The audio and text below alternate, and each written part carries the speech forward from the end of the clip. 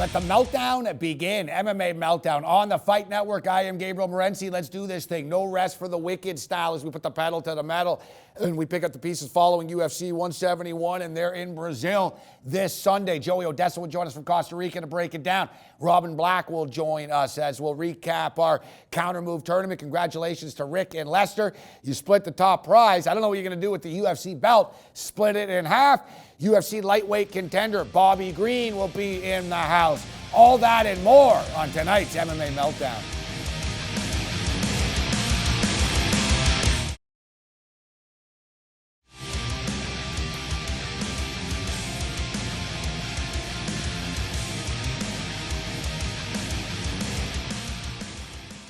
MMA Meltdown on the Fight Network continues. I am Gabriel Morency. Let's welcome in a man. Doesn't get a lot of love from the mainstream media, despite the fact that he's on a 7-fight win streak. He's won 3 straight fights inside the UFC's octagon. And if you want to make a name for yourself, fighting Jim Miller is a good way to do it because Miller always shows up to fight, and Bobby Green is scheduled to face Jim Miller in Baltimore, April the 26th, UFC 172. Bobby Green joins us on MMA Meltdown. Bobby, welcome to the program. How you doing, man? Thank you, sir. It's a pleasure. It's a pleasure and an honor. You know what? We're stoked to have you on the show. And I've been complaining as of late, as far as the UFC is concerned, that a lot of guys sort of get hyped up early. They win a couple of fights and they get fast-tracked. Maybe it's because of where they're from. Maybe it's because of the way that they look. And then you got guys such as yourself, guys like Cub Swanson, guys that were, in Strikeforce or in King of the Cage, sort of have to fight and claw every step up the way of the ladder. It's a little harder for you guys. And I got a ton of respect for guys like you that nothing comes easy. Nothing comes easy, man.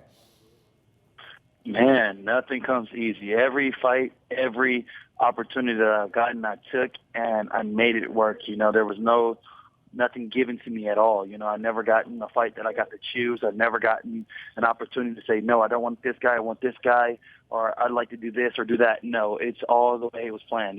Most of my fights, I've never gotten such a long fighting camp. This is the longest camp I've ever had in my entire career, so I expect some good results. Is that a good thing or a bad thing? Sometimes guys can overtrain. I was going to ask you about your camp. So who's your main training partners for this? You got a guy in Miller, he's got a gas can, and he's going to bring it hard for 15 minutes. Yes, but when he fought Pat Healy, it was a little bit questionable of his gas tank. I think that Pat put him into deeper waters than he's ever been into before. So I wouldn't say his gas tank is all that great. But it is what it is. He's a tough opponent.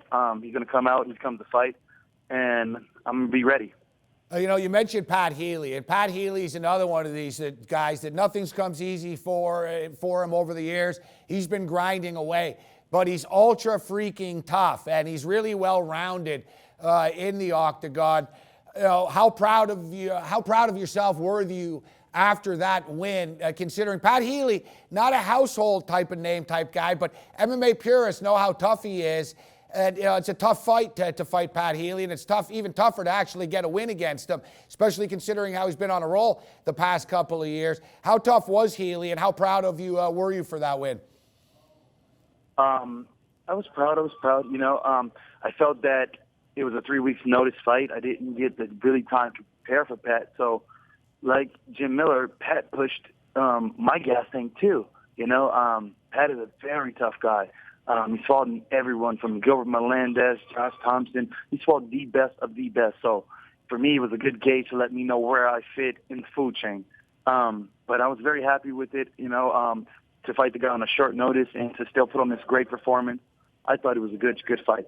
And as far as proving yourself is as well, right, Bobby? I know you want to put on entertaining fights. And it seems that's how fighters make a name for themselves nowadays, by, people texting each other. Oh, man, did you see that fight? Did you see Lawler and Hendricks? You see the bombs these guys are throwing?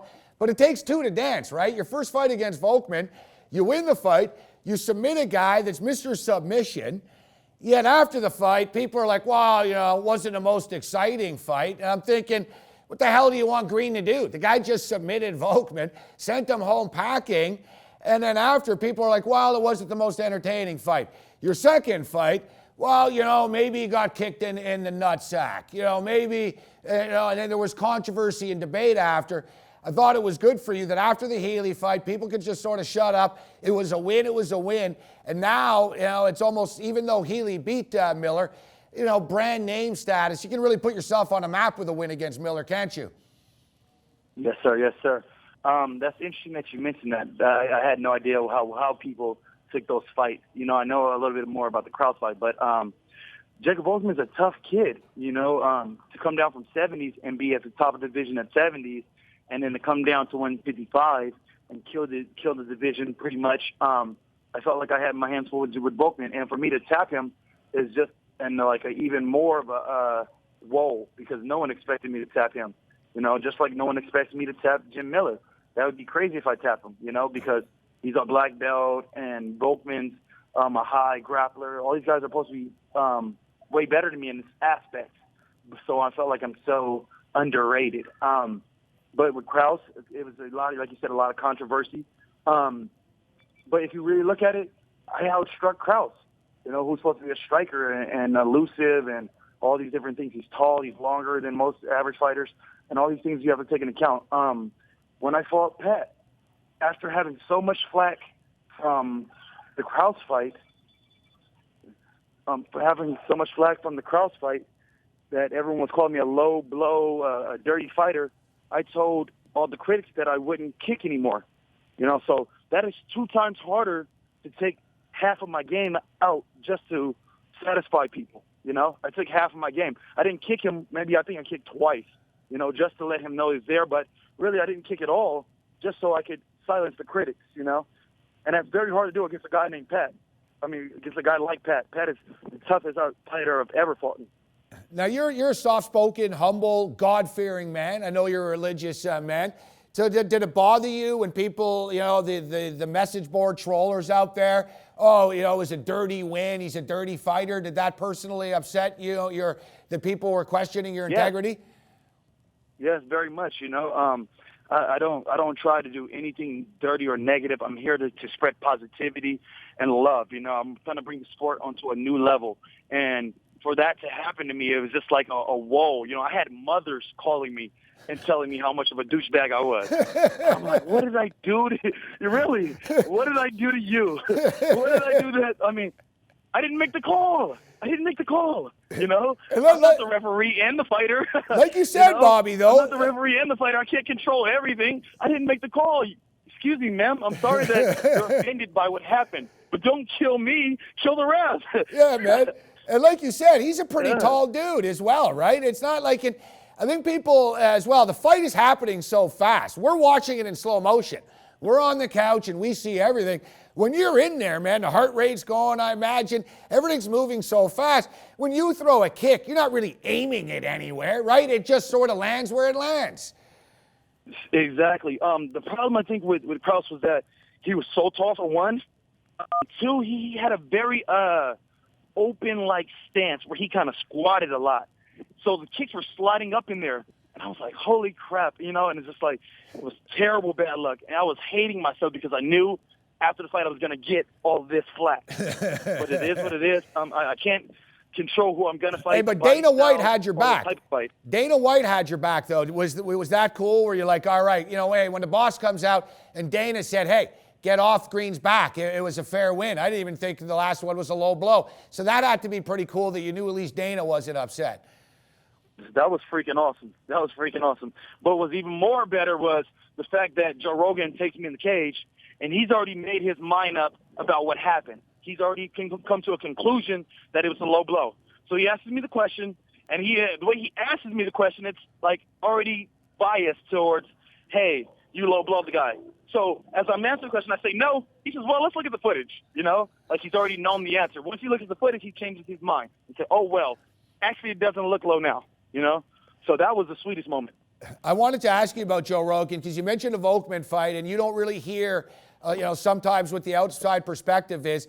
But Rogan was talking during your fight, and you guys were close against Volkman, close to Goldberg and to Rogan. And Rogan said, I have to stop talking now because I think he can hear me. And then I think Rogan thought that you basically listened to him.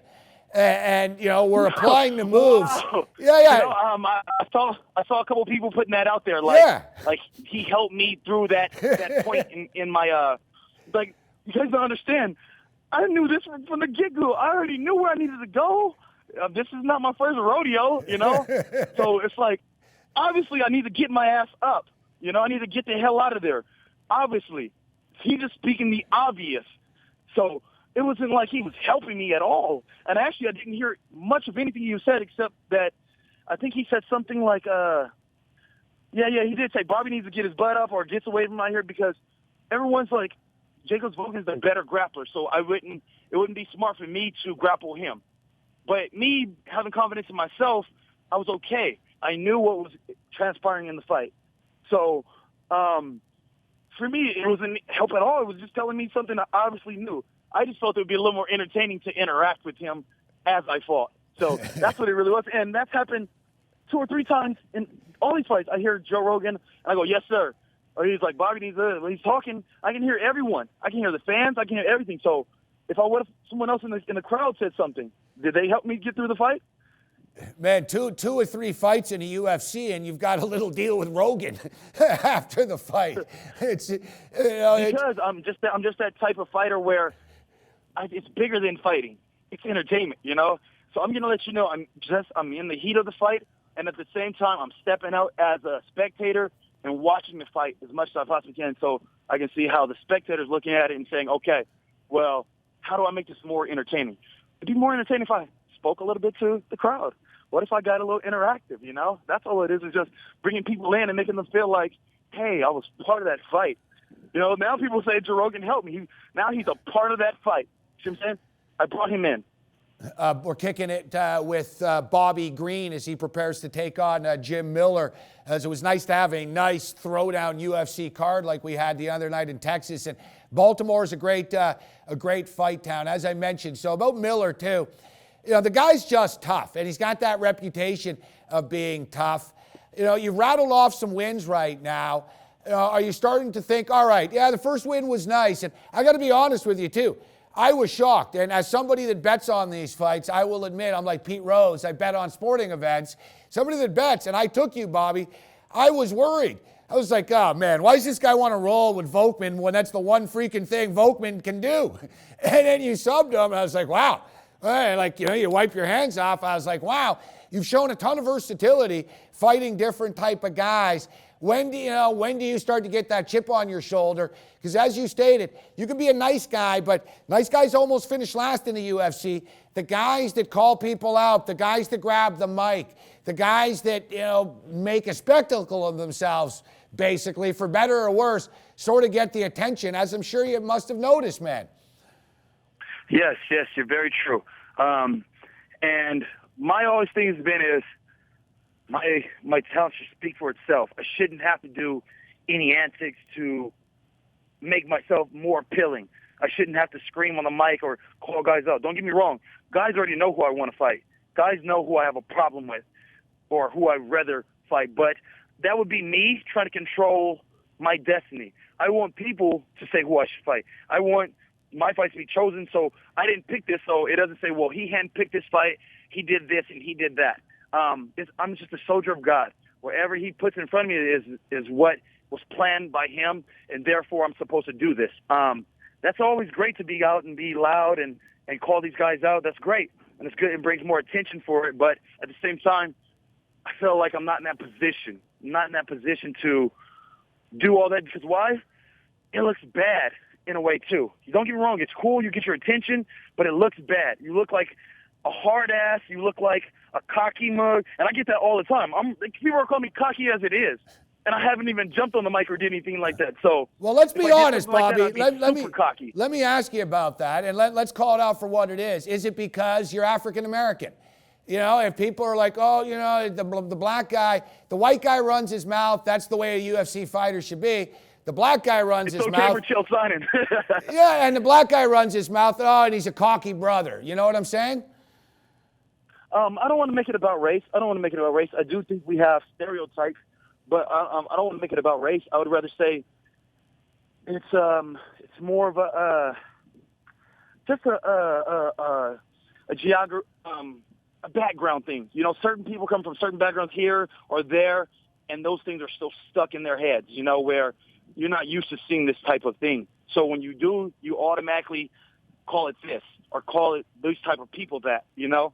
So for me, I don't want to say it's a race thing. I just want to say it's people that haven't grown up yet, you know. Maybe it's just some area where over here blacks may not be liked so much, you know.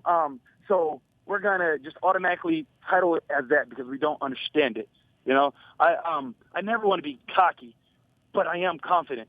But I am going to let you know that my enemies are watching every second. Every second that I step in front of those cameras, my enemies are watching. I will never give them a sign of weakness or a sign that they can say, oh, yeah, I got him. Oh, yeah, he is soft. Oh, yeah. Oh, we found this, we found that. I don't give you those opportunities. So people call me cocky. It's not that I'm cocky. It's just I don't want to show no weakness. Bobby Green takes on Jim Miller April the 26th in Baltimore, Maryland. Hey, Bobby, it was great getting you on the program for the first time. We definitely got to do this again, man. We wish you the best of luck in camp. Yes, thank you so much, man. Do I get the chance to thank my sponsors and stuff? Yes, roll it out, man. Thank them all. Oh, yes. Okay. I want to thank CF, Cage Fighter, for taking care of me. You guys have been awesome. We just had a new addition, Brian Lardo. He's our new analysis. It's great to have you on the team, bud. Thank you so much for supporting me and your love. And that's really basically it. I'm just letting everybody know who loves and supports me. Thanks for the time, Bobby. Thank you so much, bud. There's Bobby Green with us on MMA Meltdown as he prepares for Jim Miller. Although, you know, the fight's still on the horizon. Nevertheless, sounds like he's very excited. Guy's been flying under the radar. Let's be honest, man. You know, some people win 1 or 2 fights and they get fast-tracked and they're on posters and there's the hype machine. Other guys, you know, they got to keep on proving themselves. And a guy like Bobby Green, he hasn't gotten any free passes. In Volkman, in Krause, and in Pat Healy, it's either that he's got to keep on proving himself or they're trying to get rid of him and figure out this guy's going to lose along the way. A win against Jim Miller would mean a hell of a lot for Bobby Green's career. All right, we want to congratulate the winners from the Counter Move tournament. We're going to bring Robin Black onto the program. He's going to join us, not in studio, though, via the pipelines this evening on MMA Meltdown. I'm going to send it to Costa Rica. We're going to talk about Shogun Rua, Dan Henderson, Part 2. Will it be as epic as the first one? It's going to be hard to top that first one, but it doesn't mean it won't be a damn good tilt. I want to talk about this Hendricks Lawler stuff. I think that Rick Story got screwed against Gastelman, although Gastelman looked a hell of a lot better than I thought he was going to. Ton of stuff to hit. MMA Meltdown continues on the Fight Network.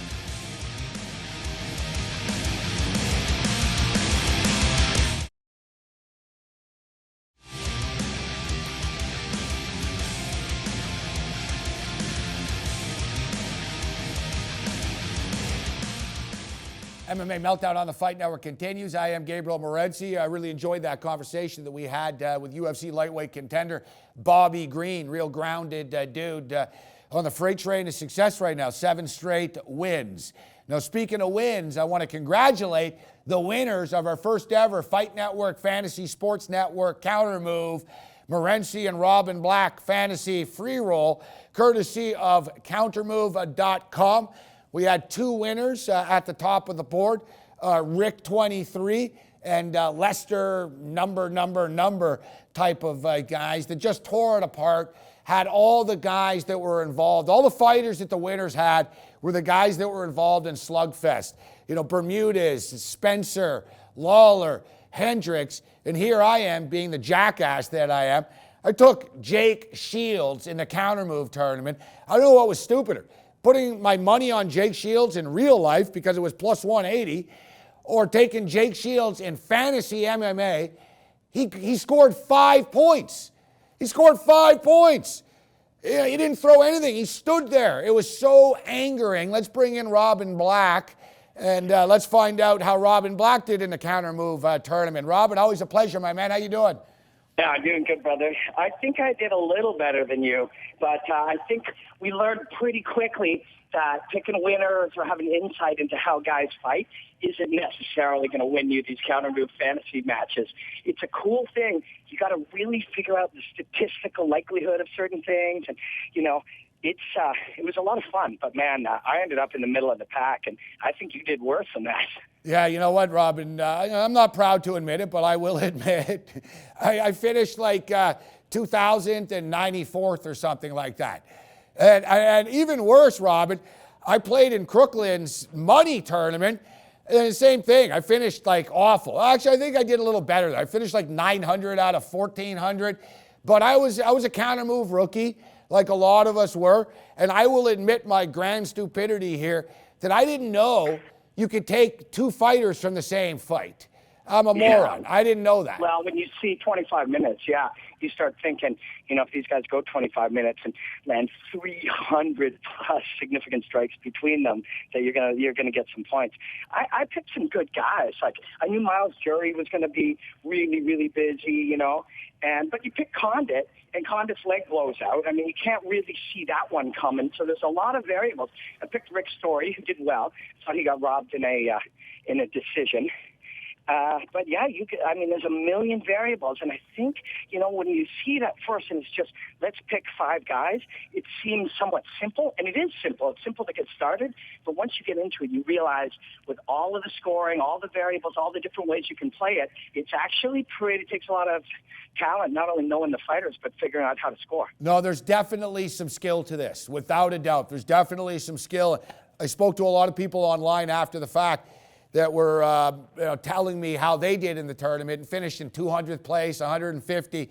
And, they basically, I looked at the fighters that they had, and I was following other people on counter move, and everybody had the sluggers, as you stated. I was thinking, let's pick 5 winners because I would get points for winning the fights.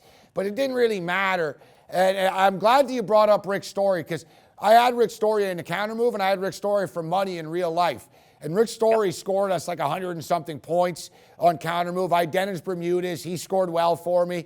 So I didn't do awful, but I had a few guys. I had Condit and I had Shields, which just buried me in the counter move and buried me in the real world. So I'll tell you, this card, Robin, that just passed, you and I have talked about some subpar UFC cards that should be called UFC challengers.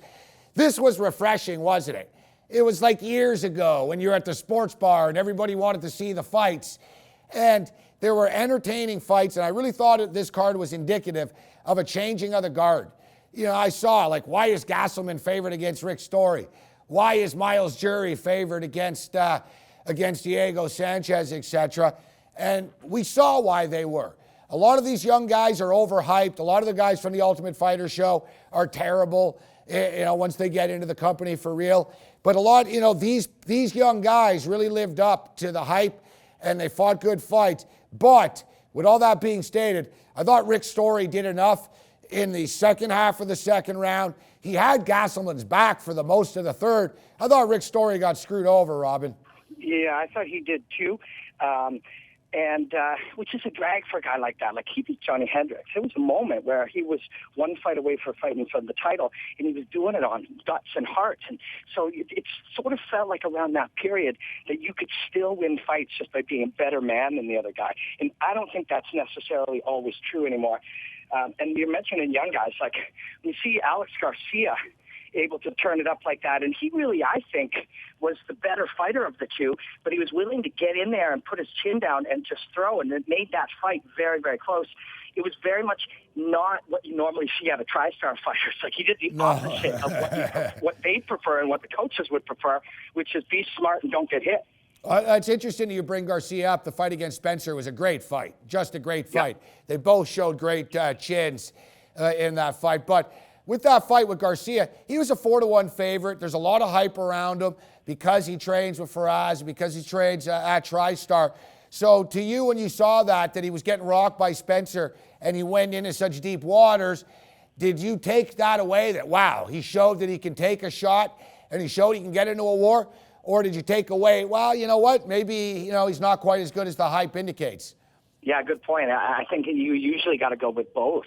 And you got to go with Spencer is a game day performer that could give two craps if somebody is plus 400 or a minus 400 or whatever over him. He cares less.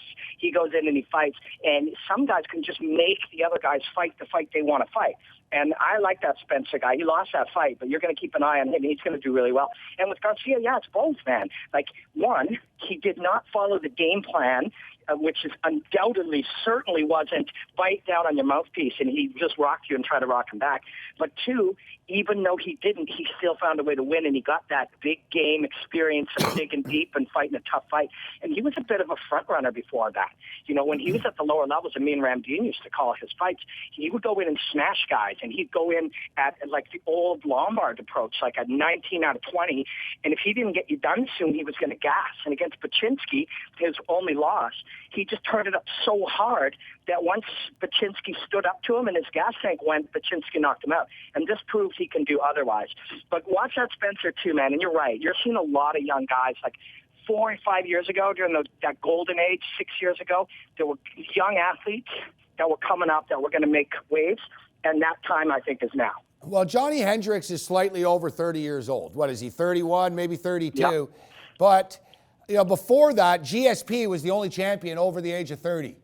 And it's a young man's sport. I know we talk about the crafty veterans, but there's that stage, isn't there, Robin, where the young guy with all the talent like Miles Jury puts it together and beats a man like Diego Sanchez.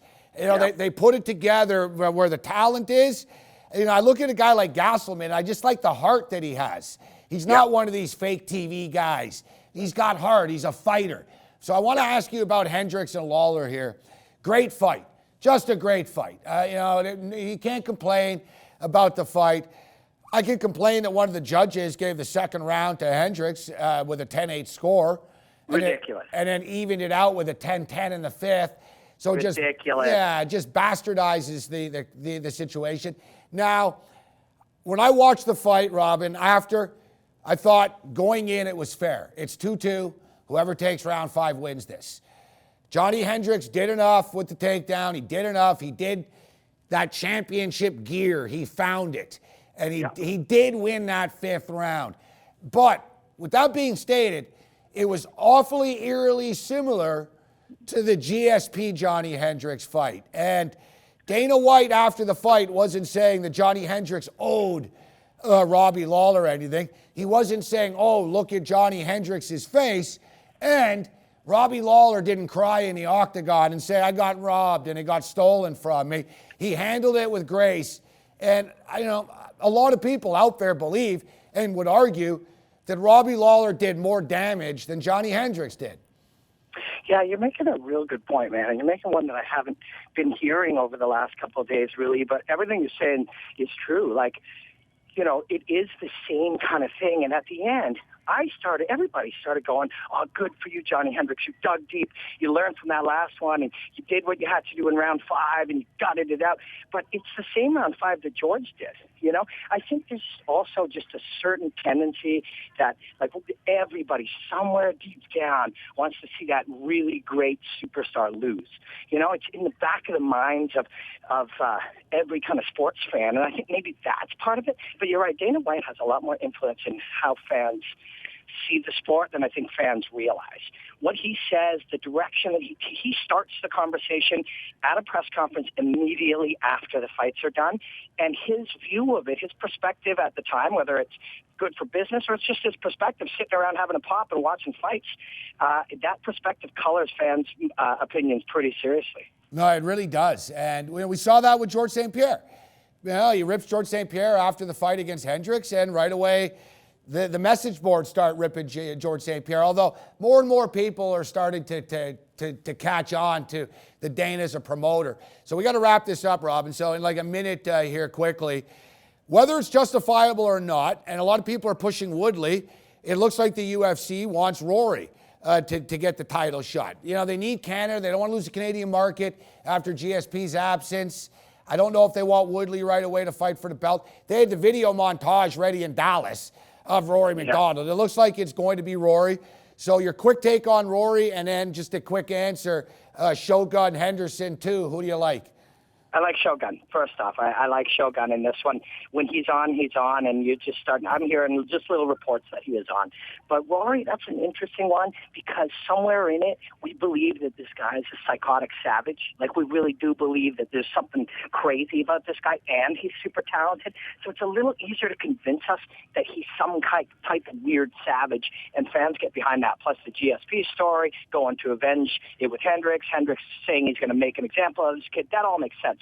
I really like Tyron Woodley, and I'd be happy to see him fight for that title. And personally, you ask 20 fans about a guy getting an injury, and they say it's a fluke. You ask 20 guys who've been in a cage, and they say that's legit, and that's a legit win. Because, every single thing a fighter does is high impact. Yes, a takedown is meant to take you down, but its second choice is to hurt you if humanly possible. Everything's intentional. So I give Woodley a clean win over one of my very favorite fighters in the world, and I'd love to see him fight for it. We agree with everything there, Robin. Listen, I had money on Carlos Condit. It was one of my bigger bets of the night. I didn't once utter an excuse after, he got hurt. He got hurt because he got taken down and then took a vicious kick to the leg. It wasn't a fluke. It happened. Woodley did it to him. Got hurt because an explosive athlete drove his entire 200-plus pounds after he rehydrated into him and smashed him when he impacted him and then kicked him in the leg. Yeah, man, that's intentional. That's trying to win a fight with high impact, fighting. There it is. Robin, always a pleasure. Look forward to seeing you in studio again. Yeah, see you tomorrow, brother. There's Robin Black with us. And for all you counter move fans out there, yes, we are going to do it again. It was just such a quick turnaround this week with the Hendo Shogun card in Brazil. We're going to do it for the next pay-per-view, and that's rapidly approaching. MMA Meltdown on the Fight Network continues.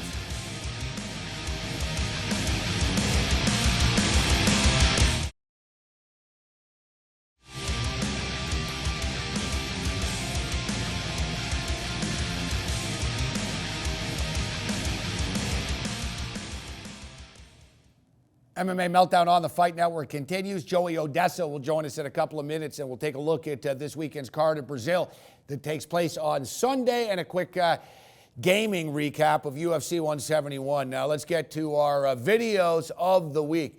Now this video is of the quickest knockout ever, and I hope it wasn't the main event and somebody went to get a beer and missed it. And considering it took place in England, somebody probably did go get a beer. It reminds me of when Mike Tyson fought Michael Spinks, going back a ways. I don't even think the internet existed then. And I was in Montreal, and I went to the Montreal Forum, and you had to watch it on, the screen, and you had to pay big bucks, but it was sold out.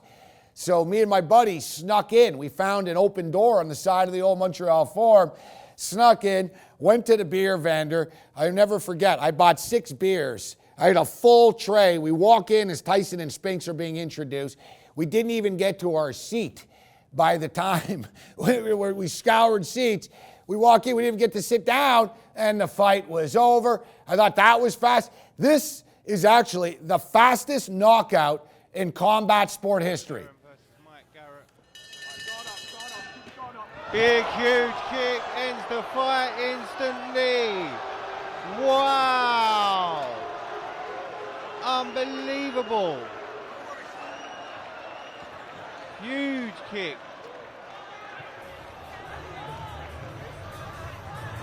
Wow.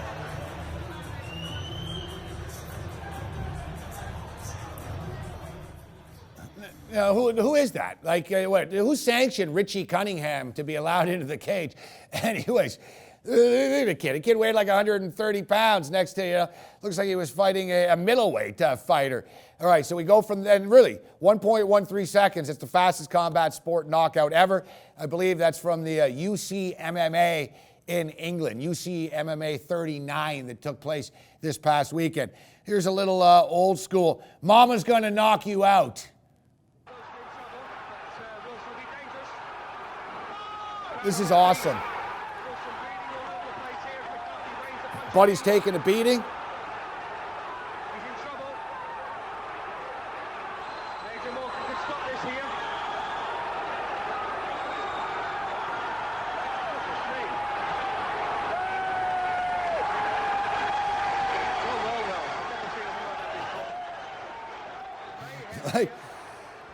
That's just great to me that she comes in like holding the shoe and trying to get in there. And Like, you really, can there be a more embarrassing moment than your mother jumping in the ring to stop you from getting your ass kicked? All right, so let's wrap up the videos of the week, which with this video, this might be the coolest video we've ever had. We've had gross videos, we've had salacious videos, we've had violent videos. This video is just mind-blowing, and it's a world record. This is someone trying to attempt to break the world record for smashing walnuts open with their head.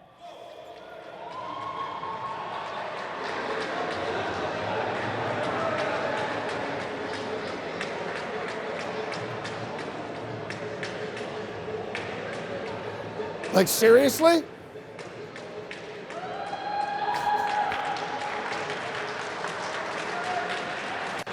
It's relentless, too. It just keeps going. Now my head hurts. It's like, all right.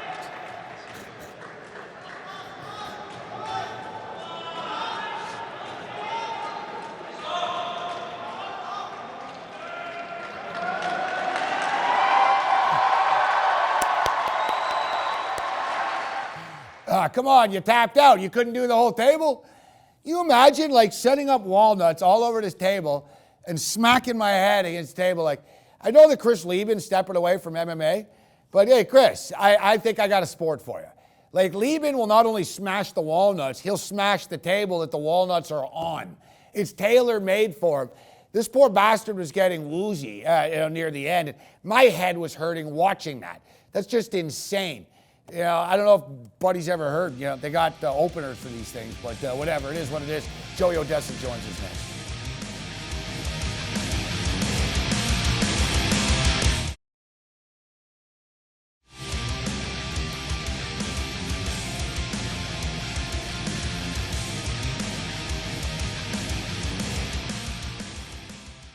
It's time to send it to Costa Rica, where we're joined by the premier combat sport odds maker in the business. Joey Odessa steps up. And Joey, it's always a pleasure, my man. How you doing? Hey, good. What's happening tonight, G? We're doing good, Joey. We've had a strong show tonight. We've had UFC lightweight Bobby Green on the show. Guy's been winning fights. He gets Jim Miller. Can really make a name for himself with a win against Jim Miller. Of course, he beat our boy Pat Healy in his last fight. We had Robin Black on, and we wrap it up with you tonight. Nice card. Well, nice cast. Tough act to follow. Oh no, you're the main event, Odessa. So you're the showstopper here. The main event show-stopping Odessa, Joey Bagels. So Joey, before we dive into a couple of things, we got the Gong Show. Go ahead. We got the card in Brazil that's on Sunday this week, which is just hard to comprehend. That there's going to be UFC on Sunday afternoon. But let's do a quick recap of UFC 171, Joey, because you and I were pretty much on the same page. And often when you and I are on the same page when it comes to selections, we tear it apart. And the brown paper bag is full of cash after the card. And, people have been riding the favorites. And the favorites have been killing it in the UFC for the last months. You can blindly fill out your sheet with all favorites, and you're going to end up making money for the most part. This past Saturday, I thought there were some live dogs, Joey, on the card, but unfortunately, we didn't cash with these live dogs. We got bit by these dogs. It turned out to be a real ugly card for myself. Yeah, I mean, I don't like the rearview mirror, but we did, on the show, we said this is one of those cards where the undercard was so. A lot of guys were there that really weren't tested. I mean, this Scroggins kid turned into an absolute animal, but at the same time, his level of opposition, it's so difficult to gauge these guys. And I don't think guys belong 6-7-1 favorites, which he closed at fight time. I don't care if you go out there and guys silly. We've seen so many of these big favorites go down. And as experienced as a guy is, think about a guy like John Jones when he started out. I mean, he was he was an underdog in the IFL. Nobody knew who he was. And it's the same type scenario, or was it the IFL? Yeah, I think it was the IFL. Anyways, it's the same type scenario here. You have, a bunch of newer guys that are untested, and they're bringing them along globally, which is great. But at the same time, when you got these global, like we talked about it, privately on the phone with these global districts, there's guys, the truth of the matter is a guy like, my good friend Phil Baroni could go over to Asia and sell tickets on a UFC card. They love him over there. and with the Macau cards and the cards in Australia, which we'll lead into because of the, that was Tahuna was who was last fight. Yeah. So I mean these global expansions allowing a lot more, I guess there's, a lot more space, questions with these numbers. And I should say, you have to Joey, wonder what you're getting, especially with the travel. I just looked over, Hua again, and as much as I want to like him, I almost don't, because some more based on the fact that his last opponent was kind of shipped into, he wasn't there to win. I mean, he went to win. Tahuna's tough as nails, but if you look one bout before, Teixeira subbed him or beat him. I think he guillotined him. Yeah, I'm liking Shogun. I'm liking Shogun there. But so I wanted to say, as far as the UFC 171, there was a couple of favorites. They got there, but you look at like Garcia, and I talked about this fight with Robin Black earlier, the Dominican Nightmare kid from Montreal, Joey.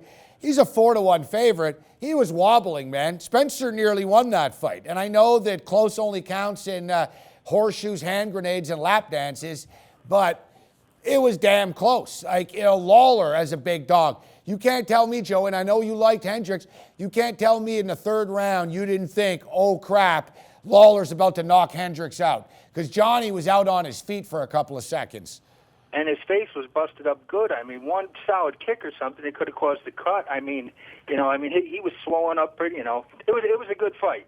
I expected, I liked Johnny going into the fight. I thought Johnny might have finished him. I mean, a good fight. What can you say? These underdogs, they didn't get there. It happens. But that's what's, this is a yearly thing. It's for us, it's nonstop. So it's, one bad week, one good week. I mean, these are going to happen. We call them the red golf balls, the losing bets. And, but it's tough to get hurt with them too. Unless, I tell you what, if Johnny Hendricks goes out there and gets beat, I get crushed because, hindsight, I needed Tyrone. Caught a break there. I still think Tyrone He was going to win the fight. He was going to win the fight anyway. So what do you make? You said before, when GSP was still active, you said you thought Rory McDonald would beat George St. Pierre and was actually better than GSP. Looks like you'll get his opportunity now against Johnny Hendricks, Joey. You're a Johnny guy. You've also been a big Rory guy. What do you make of this potential matchup that looks inevitable? Wow, the hypothetical matchup. It's tough for me to go against the wrestler. I just, people say that Johnny might not be that great of a champion. I think he is a great champion. I think it started in his NCAA wrestling years. Well, it started as a kid. I mean, he was just an absolute phenom. He was a blue chip growing up. He knows what it's like to be a champion. I think he's very humble.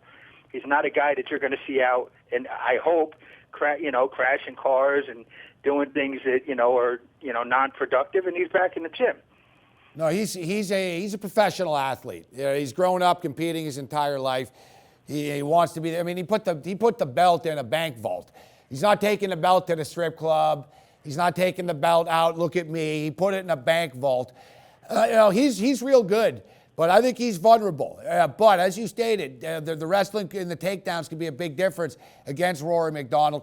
Speaking of wrestling, and we'll go rapid fire here because I do want to wrap up our conversation with your take on Hendo and Shogun too. Speaking of wrestling, Joey, everybody's filling out their brackets right now, including myself and us at the Fantasy Sports Network.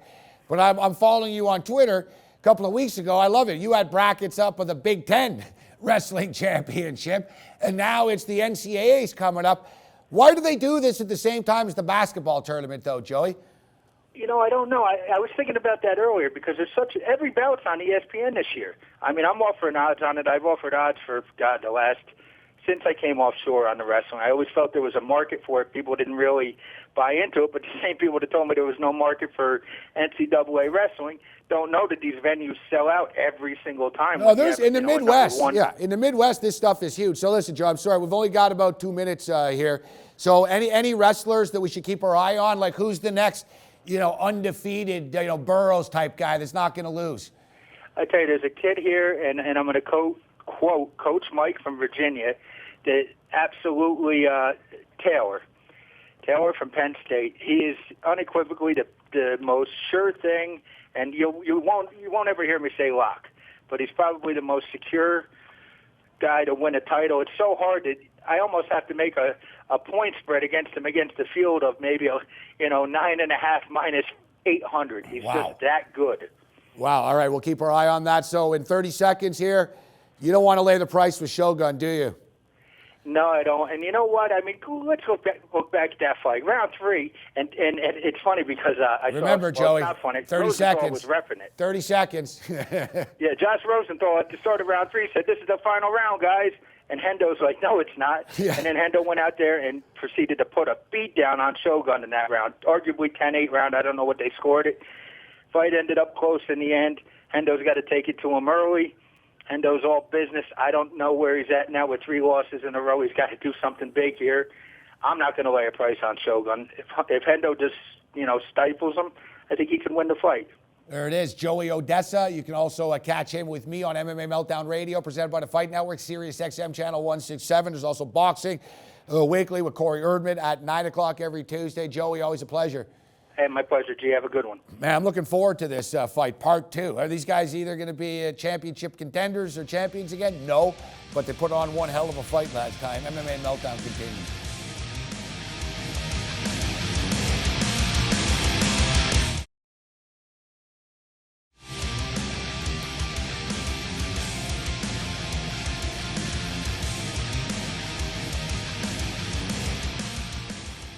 Thanks to all of our guests for joining us this evening. Joey Odessa, Robin Black, and Bobby Green. My sincerest apologies to everybody who tailed me this past Saturday. My picks were horrible. It is what it is.